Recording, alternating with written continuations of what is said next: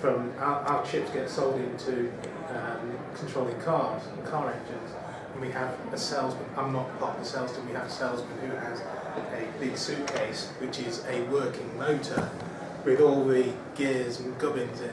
But it's all about, he tells me that they've got spark plugs, they've got pressure differentials, and they've got to make very quick decisions with the chips. But they can't save loads of information when the chips under a car, they don't have gigabytes of memory and stuff. But they've got to make very fast decisions about the nature of what's happening in the engine, and you've got a lot of information that's coming in very fast, and you've got baby's lives at stake, which is for me. They're just making faster engines, but it just. We've got engineers in that field who are looking at cavities and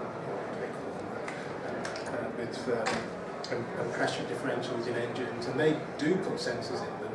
Sometimes it gets out into the field, and they've got extra ones when it's in the lab, and they've got to look at this information and understand it. And they, if you talk to an engineer that's actually working in this field, he's going to think, oh yeah, that's a bit like what I do.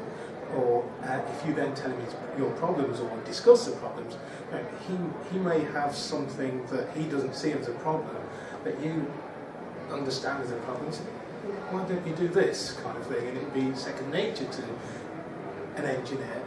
You just need to cross-fertilise it. I think so, and I visited one ventilator company, and I've talked to some of the senior engineers, and actually it has become obvious to me that they're brilliant engineers and they design brilliant ventilators, but they haven't really appreciated the complexity of neonatal intensive care and the reality of neonatal intensive care.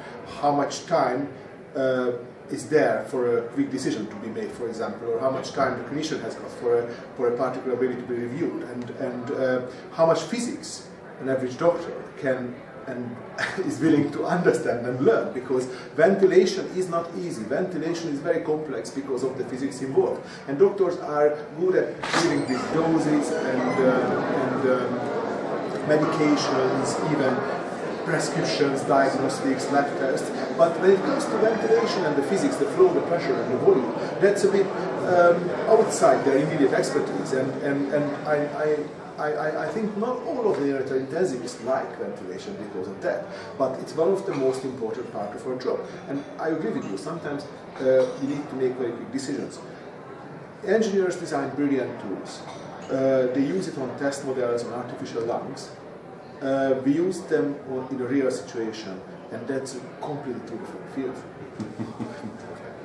Yeah.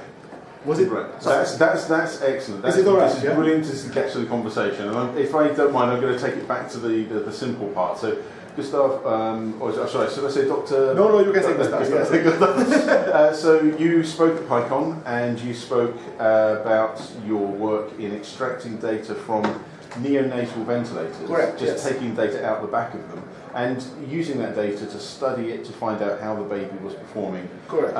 And because without that, you're just seeing the current information, whereas the ventilator is providing days and days and days of worth of information. And you taught yourself Python to extract that information. Is that right? Yes, I did. And to be honest, I actually started to learn Python just before I actually started to deal with this ventilator data. I just simply wanted to study something interesting, so I got to it and I liked it. But of course, once you have got access to data, it just speeds up things, because then you've got a problem, and to solve a problem, you need to look at the right direction, you need to learn the right tools. So whenever you've got something in your hands, that makes it so much easier to learn further Python. That's what I learned. And yes, I mean the ventilator data. I think most of our data, it's not just the ventilators, it's the monitors, the pumps, other NICU equipment. They all produce real-time data. Most of it is lost, and that's going to change. People are looking at the screens, but we're not archiving with high sampling rate data. Not just the ventilator data, other data are also lost, and that needs to change. And Paddy, you were in the audience for Gustav's speech, and you basically, well, not quite, but basically went, my God, that looks exactly like the curves or the graphs that I'm used to in engineering and F1 engines. Is that No, I'm not in F1 engines. Okay. So yes, my company makes a lot of chips that control engines and other parts of cars, and because we're close to the industry, we get to hear about what they're doing.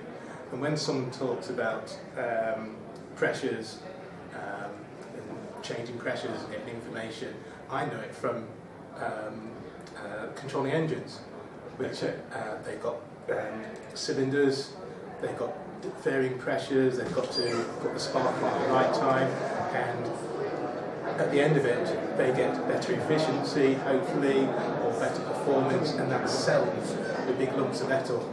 Cars, so they've got a lot of effort into it. But again, they probably have different problems, but they also might have things that they they know it's solved for them. Which for someone coming from a different area, whoa, you think that's solved?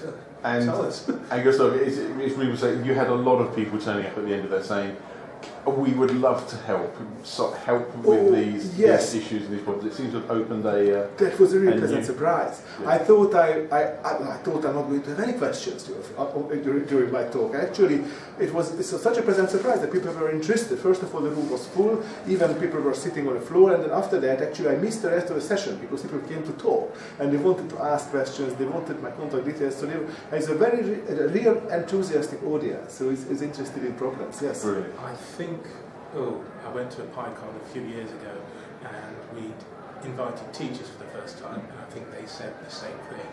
It was great, we've got all these enthusiastic Pythoneers, let's do more of this, and they're here this year, aren't they?